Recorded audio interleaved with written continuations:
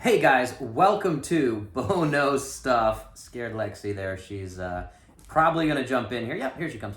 So we are... Oh, she's straight up. Okay, still recording.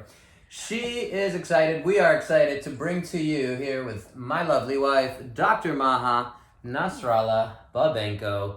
On Instagram, that is Sexual Healing Doc, because that's what she does. She specializes in helping couples with their relationships, sexual issues, and we're going to talk a little bit about that today. Bless you, Lexi. The theme we're going to focus on is we actually got a bunch of new subscribers on my YouTube channel. Lexi is very excited in the corner about the new subscribers. So welcome, new subscribers, YouTube channel. On the podcast, we need to grow that a little bit more. We're going to keep working on that. That's why we're going to do more of these videos. So welcome, welcome, welcome. It would really mean a lot if you could like the video, share, subscribe, all that good YouTube stuff. Thank you. It gets me 1% better, gets you 1% better every single day. So, first thing we're going to talk about 5 pillars of health that I always work with clients on. There's 3 main kind of physical ones, all right? East side, west side. 3 main physical ones. Number 1 is movement, as we're doing now. Number 2 is, we have an inside joke. We'll share that story real quick. We were at a play. Was it Bronx Tale on Broadway? I think it was the Bronx Tale play. I don't know what inside joke you're talking about. The movement thing. Yeah. So we were at a play, and it was the CrossFit Open. This is back when I was pretty competitive in CrossFit. And we were at this play. I checked my phone. They were doing the announcement of what the workout is for those not familiar. There's this workout that's released, and then everyone around the world has a few days to do this workout. So it was a big thing. The workouts were released at whatever it was, Thursday at 8 p.m. We were at a play. I was checking my phone, which we were in the very last row, by the way. So it was okay, I think, that I was checking my phone. Anyway, and then I looked at her, and I didn't want to say, it's 100 double unders and then muscle ups. So I had to kind of or I had to mime it. So this was double unders, and then this was overhead squats. And for those watching, it's a little more funny. For those listening, I think you get the impression. Moving right along, movement is that first pillar of the 5. Number 2 is what we eat. So what you're putting in to your body, that includes hydration, all that good stuff. So number 3 is recovery. So that is, sleeping and different, again, ways, massage, all that good stuff. So 3 kind of more physical, 2 that are more in her domain on the psychological, if you want to call it that. Number 1 is mindset, or that's number 4 of the 5. Mindset, so that's a big part of our overall fitness, our overall health. And number 5 is connection, and this comes from connection. Love. This comes from, again, those listening, I have my Love Philly shirt. Shout out to Dr. Ron, Dr. Abby. So, connection. And the theme of this video, the title of this video is going to be meaningful connections, meaningful relationships. So we want to dive into that. I'm going to stop talking. So that is the theme of today's podcast. Well, what is your question? So in this modern world, let's talk about social media. Okay, so 2020, we're recording this, lockdown, a lot of issues going on with humans everywhere. Mm-hmm. Not everyone's lucky enough to be locked down with this wonderful human being and a wonderful dog, which we're going to talk about a little bit as well. If you're watching this and you are having any kind of dark thoughts or anything like that, I'm going to put the hotline number, 1-800, I think there's a suicide prevention hotline. So if you know anyone who might be at risk, I think it is important that we always, all seriousness, keep an eye on things like that, people that you think might be at risk of anything like that. So anytime we can prevent someone taking their own life, I think it's very, very important that we try to do that. So that's one on that. So with the lockdown, again, another thing that's come up recently is social media. Online in general is one of the best ways we can stay connected. Before the lockdown too, it was this huge concept. Recently, Netflix documentary, The Social Dilemma, was out, and we watched it. It's this kind of little propaganda-ish, scary thing that a lot of people, like, did you see that? Like, I'm getting off all social media.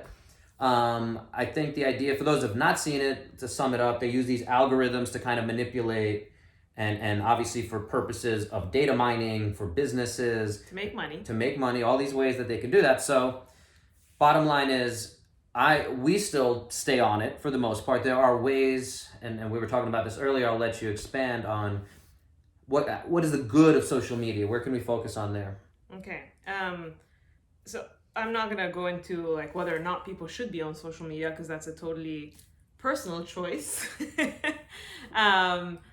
The way I look at social media is it's a tool like many other things in life, and it's really up to you how you use it. So not that I'm perfect in the way I use social media, because I often also contemplate either deleting some accounts or limiting how much I am on it. At the same time, the reason I stay on it, well, there are several reasons. One is I keep in touch with a lot of friends in different countries, because many of my friends, even though we used to be in the same city, now we're all over the world, and I move around a lot. So I think it's one great way to keep in touch with people you know. And secondly, I've actually made friends through social media, not necessarily through social media only, but also through all the online resources available nowadays, especially after COVID, a lot of things have switched online. And so therapist groups, I want to give credit to Carrie, my business coach. She created and has a weekly healers group, and I met awesome people through that. I never met most of them in person, but I got a chance to meet some of them in person, and I want to say hi to Chris and Heather. I was going to say, we just saw Heather. Yeah. I'm pretty sure she'd be offended. No, I was going to say I wanted to give each their own time. Okay. So keeping in touch with old friends, making new friends or connections. You and I met through social media. I stalked him on Instagram. In case that didn't come up in the audio, she said she stalked me on Instagram. That's his version of the story. All right. Anyway, and the other reason I keep social media is because of business, basically. I think it's a great way for people to find people they need or businesses they need. Nowadays, everything is online, right? So my point is that social media is a tool. You can use it in ways that drain you, affect you negatively, damage your life, and you can use it in ways that enrich your life or keep you connected to people you care about or value or love. Let's be realistic. I'm sure we all do a bit of both. So the more you can limit the toxic, mindless and toxic, they're different in my opinion. The mindless and toxic information that you consume, the better. The more you can limit that, the better. And the more you can use social media for information, education, connection, connecting with people, you make it sound so great. I'm going to say this real quick. We are purposefully, to anyone paying attention, avoiding talking about religion and politics, as those are two very important things for a lot of people, but we have very specific, kind of what decisions for us that it just is a lot easier. Than we've decided that we don't want the drama, save the drama for your mama. And we generally avoid as much as possible some of those topics. Sometimes we get caught up in those conversations, and sometimes I avoid certain people, not because of religion or politics, but because of other reasons. Yeah. That again, it's like anything else in life. If you don't set boundaries, then you're just going to be consumed and overwhelmed and drained. So boundaries are important, whether it's social media or personal relationships. So my point is, social media is a tool. Choose wisely how you use it. There's a term, energy vampire. Yeah, that basically, for those who haven't heard it, means somebody or some topic or something that when it comes up, it's easy for you to get sucks your energy out. Sucks your energy, exactly. Mm-hmm. And it absorbs a lot of that. So it's good to identify those, I think, and start to it on and to social media's credit, Facebook's credit. I mean, this is going to be on social media. This is on so social this is an example media. of something that people can get through social media that is hopefully beneficial to them. But yeah, the energy vampires, again, to the credit of social media, again, most of the platforms, there is an easy way that you can unfollow, block. Yeah. You can stay friends with and not offend certain people, but you can certainly mute them, or, I think Facebook has, you can mute them, snooze for 30 days so you don't get their notifications. Yeah. So stuff to. Yeah, so going back to meaningful connections. Yes, I was going to bring it there. Thank you. Such a good co-host. Nowadays, because of COVID, obviously, a lot of our relationships have switched to online relationships or virtual relationships. Even therapy, I do my therapy online or my coaching online. So, it's, again, a tool. The internet, the virtual world, is a tool to maintain or even enrich your relationships. And I think you can still have a lot of depth in a relationship online. Obviously, there is the limitation of not being able to hug the person, kiss the person, touch the person, smell the person, a lot of the in-person things that you need, we crave sometimes, that does play a role in our connection with someone, for sure. But I do think that you can still get a lot of benefit and meaning out of the conversations or relationships you have online. So again, if you think of what a meaningful connection is, the way I would define it, at least, and I'm sure we can define it in many ways, but the way I would define it is, first and foremost, to be engaged with each other, to really be present. So if you're sitting there, talking to someone, but you're not really paying attention, you're reading something as you're talking to them or listening to them, or you're watching something, that's not necessarily very meaningful, right? Because you're not present. So being present and engaged, I think, is very important to have a meaningful connection. The other thing is, talking about something that is meaningful to you. And that could be, asking or sharing personal, deeper feelings, thoughts, goals, hopes, frustrations, vulnerabilities. I think sharing a vulnerability is one of the riskier but most impactful ways to have a meaningful or emotional connection with someone. Do you want to share something here right now? No, I'm just teasing. So, sharing something personal or vulnerable, being present and engaged, or talking about something meaningful. It doesn't have to be vulnerable, but talking about something meaningful. It could be your hopes, your wishes, your goals, or expressing a complaint and making a request for change, or things like that. These are meaningful conversations. It could be your interests you're talking about. But I think one of the most important points is that you're really actively listening. And sorry, what? I saw that coming. And for the person listening to show that they're understanding the other person, and that they understand their feelings, validating, empathizing with the other person. So these are just some tips to how to make a conversation more meaningful. I do sometimes post on my social media a conversation starter, a question you can ask your relative, partner, friend, a question that you can ask that can, create or evoke an interesting or profound conversation, or can teach you something new about the other person or even yourself. So yeah, these are just some ideas. You can Google conversation starters and you can find lots of questions there. Yeah, awesome. So I think there's a lot more we can talk about in that topic, and maybe another video just on that. But let's move into some of the other things we want to talk about. The main one is animals. Oh, yeah. Her favorite. So you can talk about it certainly, but she's been doing an online animal-assisted therapy course certification. We have our lovely Lexi, who made a little appearance at the beginning of the video. If you guys happen to somehow miss She always makes an appearance. She seems to always make an appearance, sometimes a little louder and more consistent. And yeah, I worked with horses, and now since COVID I haven't, but I plan to return to working with horses and offering equine assisted therapy. So yeah. In sex, right? Oh my god. So every time we start talking about this in mixed company, that becomes the like, oh, you're having sex with horses, cool. No. But no, that's not what it is. No. So please do re-explain. And she just posted a picture where she's holding a rat.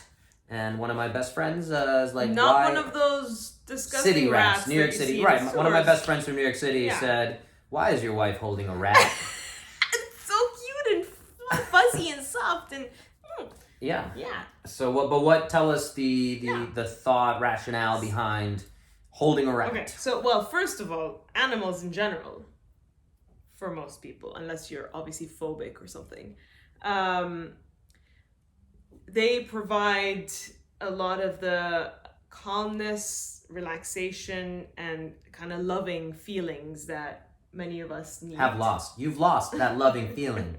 I'm not going to sing it to all my Broadway friends who make fun of me for my singing. Go ahead. Okay. Thank you for letting me lose my train of thought. But yeah, so basically animals, I mean, we can, I don't know the research off of my head right now, but from what I remember is that, you know, being around animals or even like petting a dog can produce some of the, I think oxytocin is the hormone that it produces, but I'm not entirely sure, but I think it is oxytocin. I think so. Yeah, which is the attachment love hormone, basically. So being around animals or petting a dog or, you know, touching animals can provide a lot of the calmness, relaxation, comfort. So like even just having animals around in therapy can, for a lot of clients, help them relax much more easily and open up much more easily. And yeah. Well, I was going to say, I guess understanding, in my mind, when we talked about the 5 pillars, one of the pillars being nutrition, the eating, I think of animals based on what I've observed as kind of supplements, right? The main meat and potatoes is human interaction, your relationships with your significant other, your family, friends, what have you, coworkers. And the animals, of course, we probably have a stronger bond to our dog than most other humans. Sorry, other humans. Sorry that you stink. No, I'm kidding. Sorry that our dog is better than... No, again, just kidding. If you have a dog, you understand the sense of humor there. But the point being that, the animal can be a different type of love, a different type of connection, meaningful connection. Obviously, you're not having intellectual conversations. So one thing real quick that I was thinking of on this is back to the social media thing as well as the animal, I think. As we have been evolving in our tribes, it is not really within our brains understanding to be connected to, you know, I was just looking at my Facebook and I have 3,000 something friends. And that's not to brag. I probably don't know half you guys on Facebook. I'd love to have more meaningful conversations with you. But, through CrossFit, through physical therapy, different networks that I belong to, I've connected to people on Facebook. But the point is that tribally, and again, traditionally, we are not, our brains aren't really meant to know more than, I forget the exact number when you talk about Paleolithic style evolution, but it's 70 people maybe that's even way too much. But to have something like 3,000, they're not all friends. That's the thing. But even and then you go to Instagram, and then you go to Twitter, and then TikTok, which I don't do. Let's do a dance. No, she's not gonna do the dance. We're not gonna do the one from Insecure. We're watching Insecure. Oh my god! And we're not gonna do it now. No. But anyone who's seen the show Insecure, now it's stuck in my head. You probably know what we're talking about. We're not gonna do it here. Anyway. So your point is. Thank you, honey. Oh. Lexi, we're not not growling, like that point. No. So, we're not meant to know that many people, and again, meaningful, high-quality connections, as many people as we can be around day to day, online. It is, again, I think, the idea here that meaningful connection, even the people that we end up having drinks with, during COVID, like you probably have a limited physical circle that people you trust in your community. We're thinking about a few people in our where we are that we actually end up inviting over, trusting, that we know have been tested for COVID. We're trying to be as safe as possible with everything. So bottom line is, can we grow that meaningful connection? Again, if you have friends from high school, I'm talking, obviously, we're in our 30s, people from high school, college, people that you have been really close with. As we are in our 30s, again, people have families, kids. Those things grow apart. There's plenty of, stand-up comedy that we enjoy around that concept of, oh, okay, you have that drift away of friendship, of meaningful relationships. And it's great to be able to pick up and chat with someone from high school or college that you had a really strong friendship with. You have all these shared experiences, so meaningful connections for your own mental health, I guess. Is there a bit of advice? Do you like, for me, I'll say this, I use the birthday feature because I have a big Facebook network. And again, if you're watching this, and I sent you a birthday greeting, yes, I do that every morning. It'll tell me, Facebook says 8 birthdays today, and I'll send out a little birthday greeting to everyone that's on that list. And I try to be as authentic with that as possible. Again, I really believe in that authenticity. I think that's kind of what we're talking about here with that connection. When someone does respond, it's interesting, some people don't respond to that, and I don't consider that wasted energy. Again, it shows me that, again, even if they're a connection on Facebook, maybe they're not. I forgot about LinkedIn too, by the way. Plenty of connections there. But the point is that, again, that it helps me hopefully reconnect and have that little spark point of whatever it is. Maybe 2% of those that I send out turn into like, hey, what's been up? Like, how are your kids? Oh, you have 4 new kids that I didn't even see. Oh, okay, cool. Oh, you moved to this other place.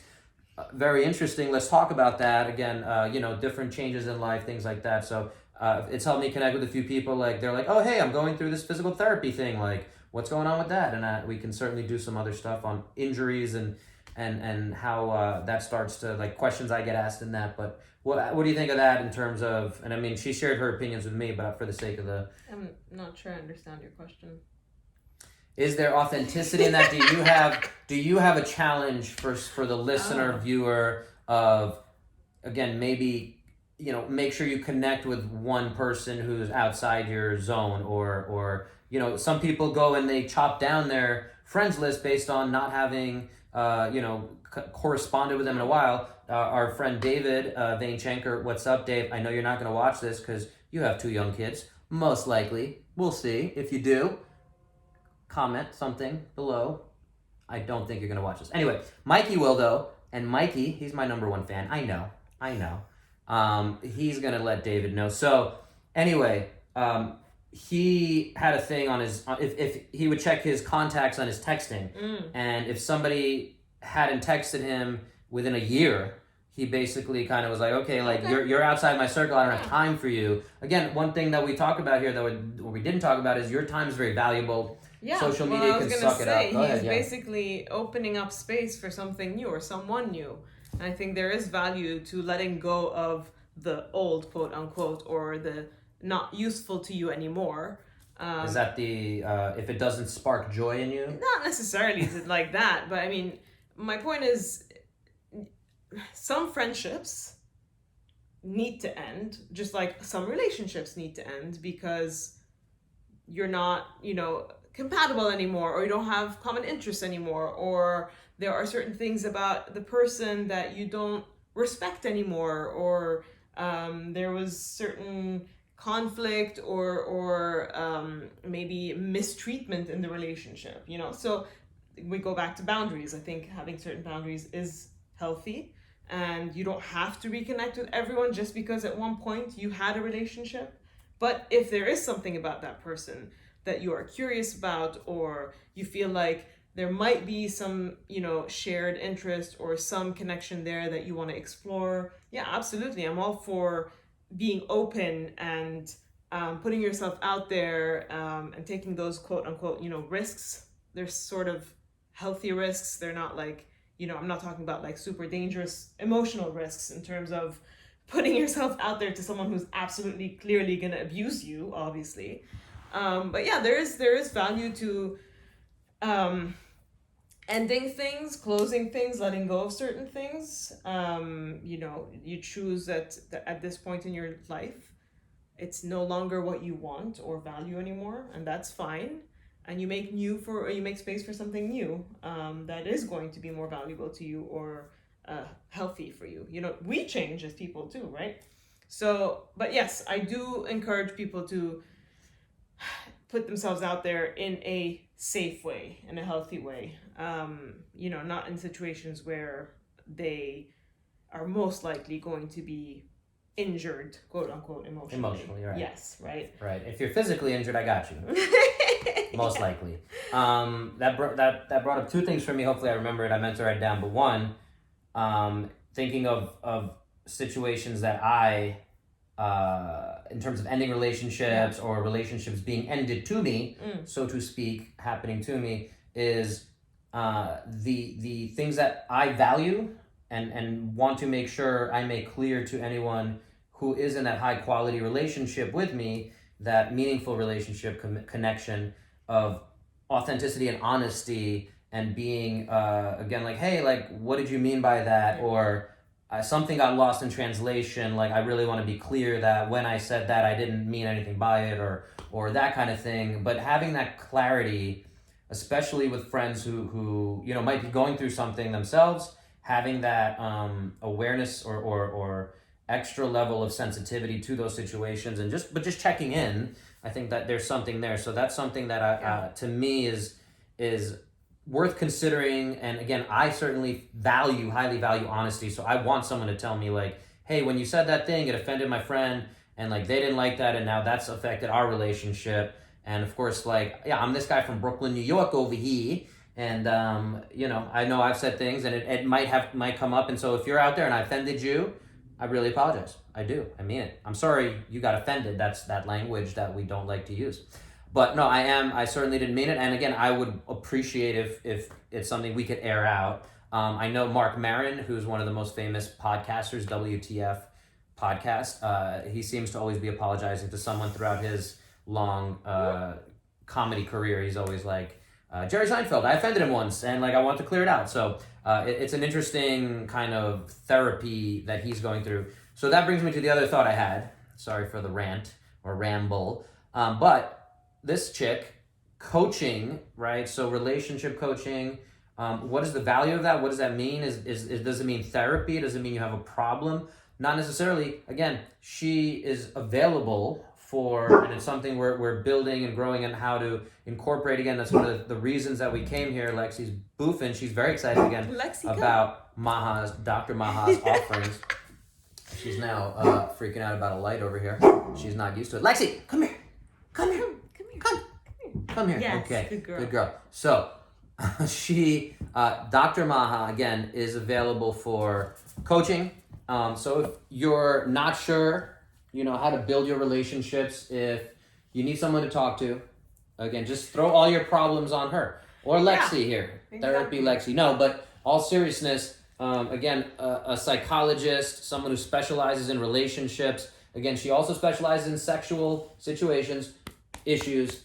That's not necessarily something, again, but it's something that, and I'll let you talk about it a little more, that, again, people don't know where to turn, and they might not realize. We've talked about it on another episode of, at what point should we talk to someone else about what is going on here? And again, something's not what it used to be, or can we improve on this? Just like fitness and health, right? Somebody is not feeling as good in their body, so they seek out a personal trainer. They want to lose some weight. The holidays are coming up. We're going to see New Year's resolutions. But what do you think on seeking someone to talk to? It's similar to your field. Like, people come to you when they're injured or after a surgery or something, but you would love it if people came to you sooner to strengthen their skills and improve their health so that they can avoid injuries. Yeah, I mean, on my side, if you move better and you expose yourself to more types of movement, you're less likely to get injured. And again, if you have certain things you're preparing your body for, even if it is sitting at a desk for 9 hours a day. Now that we're in Zoom world and everything's on Zoom, if you're sitting, here's some ways we can prepare for that and undo that damage. So before it becomes an issue. And you ultimately would love it if people came to you not just to avoid issues, but also to thrive, right? Physically. So I would love it if people worked with someone like me. It doesn't have to be me, but someone like me to thrive in their emotional, mental, relational world as well.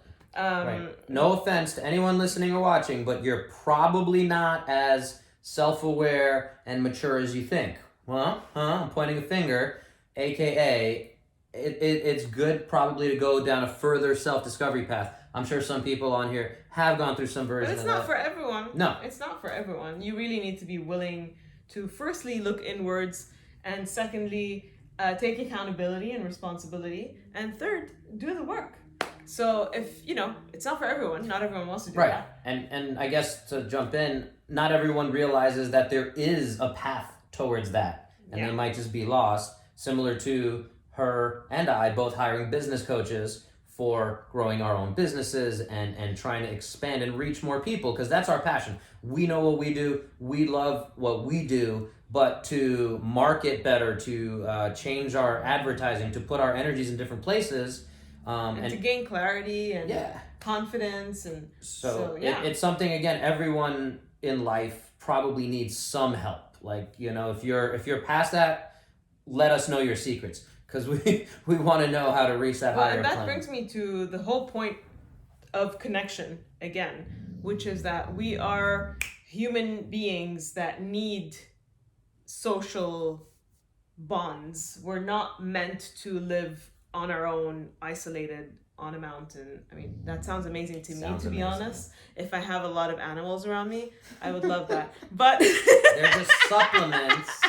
Eventually, she will miss humans. In all seriousness, we all need human connection. And actually, I would say loneliness is probably one of the biggest reasons people don't live long or have health issues or stress, so we all need connection. Right, physiologically, back to the whole fitness side and how this all fits in. And a lot of this also comes from, we've talked about it, I think, here. If you haven't heard of the blue zones, it's not the most clear study of humans ever, but it's an observation of the cities where people seem to live the longest. What do they have in common? They identified 4 or 5 cities now. They keep kind of changing. That last city, like Pluto, the planet, they keep changing. And is it a planet? Is it not? I don't know. But the 4 or 5 cities that they've identified as the healthiest, what do they have in common? One of those things is social connection. Sense of community. Right? Sense of community, purpose as well. So, again, having these conversations with people gives us, I think, a sense of purpose. And ikigai is the Japanese word for that kind of purpose in Okinawa, Japan, which is one of the identified cities. One of the aspects of their culture that they do is the elders get the role of teaching the younger generation, the youngest generation, certain things about life. And again, they're passing on their wisdom. So they have a purpose, whether it's once a week, they're holding kind of court in front of the fire and they're sharing these lessons and what these kids should take away. So they have a purpose, bottom line. In American society, unfortunately, a lot of people retire and then they go on to play golf. Nothing wrong with that. I like the golf. I'm hoping to get a little more into it myself. But the point is there's very few things with deep, meaningful purpose, I think, as we age. We no longer have a 9-to-5 job or a job period. So what purpose do we have? And a lot of our friends and deep, meaningful connections might have drifted away over the years. So how do we continue to build that? How do we, go about creating new, meaningful connections? Again, it's all out there, right? One of the best things I could usually suggest, and that's what works for me as well, is, again, put yourself out there in places where you are more likely to have a shared interest or a common interest with people. So for example, if you enjoy CrossFit, join a CrossFit gym or go get into a CrossFit community somehow. Or if you like animals, get involved in something to do with animals. You're going to meet people who are like-minded, basically. Now with COVID, obviously it's a little trickier because we can't do a lot of things in person, but there are now probably a lot of virtual groups out there. So if there's something you're interested in, you're more likely to meet people who are like-minded. If you join a certain, group or class or learn something that you're interested in. So that would be one suggestion I can offer to people. Anything else? How about dating sites? What's that? No, we're not going to go down that road. No. That's not for this episode. Meaningful connections. I want to wrap it up a little. It's gone a little past our usual length of time. But I think there was some good stuff in there, personally. If you guys have questions on, again... You want to summarize the main points that we talked about? No, I do not. That might be helpful for people to remember what we talked about. I don't know what the most important points were. I was just thinking we were a little all over the place, so we'll certainly work to clean that up in the future. But I think the main point, social media is a tool. Use it wisely in a way that will add value to your life, improve your connection with people, as opposed to just consuming mindless or toxic information. Mm-hmm. So boundaries, we talked about boundaries, setting boundaries, whether that's virtual, online, or in person. Just understanding what drains your energy, what gives you energy. Yeah. By boundaries, I think it's important to again, reestablish your values. Like I said, one of my most important ones is honesty. So if somebody's not being honest with me or they're not telling me something, I very much get offended by that. If they do tell me, even if it's something I don't like to hear, I prefer that honest insult rather than somebody being like, oh yeah, it's great, that dishonest, fake kind of information. So okay. Not to make it about me. Sorry, go back. And then we talked about animals and yes. how they can also add connection and warmth and love and calmness to our life, or even not just calmness. To be honest, they could add playfulness, fun. Yes. These are things that as adults also we forget to do. We forget to be playful and fun and spontaneous and dogs or animals are also a great way to meet people. We've met so many people because we have a dog. So animals can add so much value to your life. Obviously, I'm not suggesting everyone has pets because some people should not have pets because of their lifestyle, but we're just talking about the concept in general. And again, just a real quick recent example, somebody who got a dog and didn't go through the whole steps of understanding what that would imply or do to their life. and just like some people have a kid to try to fix their relationship, and it's better to again go through the thought process and the research a little bit more maybe on why you're actually doing this. We got a dog because she loves dogs. I had not had a dog before, and I certainly have grown to love dogs in general, but especially our little puppy here, Lexi. Okay, let's keep. What else other than animals? We talked about how to have meaningful connection, be present, engaged, talk about eye contact, things that are important to you, vulnerabilities, hopes, dreams, interests. What else? What else did we talk about? That's it. I think that's it. That we covered everything right there. Again, some letting tools... go of the old and creating space for the new. Oh, and the reason I brought up Carrie, my business coach, and kind of linked it to meaningful connection is that we all need support. So again, we all need human contact, human connection, and we all need support. So as much as we want to be able to do things on our own, and we probably can do a lot of things on our own. Or even, this is something we've talked about in our relationship of she can't do all of those roles, such as being my business confidant or consigliere. She cannot be that for me, and your partner should not be everything to you. They cannot be everything to you. Right. And again, some people have that kind of relationship. No, but you can't be everything for a person. Well, okay. You just can't. No, I agree. You cannot. You cannot. I was trying to get people... It's a lot of pressure. Yeah. So that it's important to have other sources of joy, fulfillment, purpose, support, mental stimulation. Yeah. So I think it's important to have definitely a sense of community. Surround yourself with people who, you value, you respect, and obviously vice versa. Yeah, and again, the more you are open and honest with yourself, and like I was saying, seek out a coach like Maha if you want to contact and specifically schedule a session with her as a coach versus a therapist. If it's a therapist situation, it gets a little tricky, right? Sorry to... No, it depends on where they are. If you're in California, we can do therapy, but I mean, it depends what you're looking for. It depends what they need. It depends where they're at. Certain issues are not suitable for coaching, and and again, it's a tricky thing. But again, if it's something you're interested in, we strongly encourage you to seek out a highly qualified professional again, like her, in that regard. On the mental health side, there's plenty of other resources for that. But again, she's pretty awesome. She's pretty good. I'm a little biased, but she's pretty good. So again, back to the 5 pillars of health. We touched on that. So again, that fits into it. And your own mindset, again, is that other kind of yin and yang, so to speak, to this connectivity, social connection, interactions. And again, one thing we didn't really touch on is how you interact with strangers.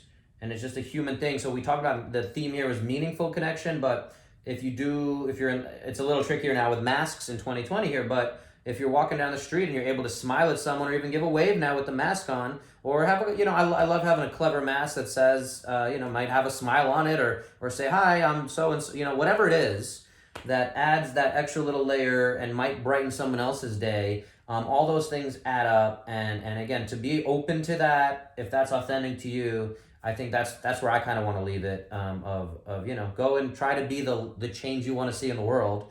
If you're tired of people not being nice to you, maybe you got to be the one that's nice to them. And again, that's not calling anyone out. I don't know, whatever. But yeah, that's good. So get 1% better today. That's the idea. Hopefully, this helped move you in a direction that you got something out of.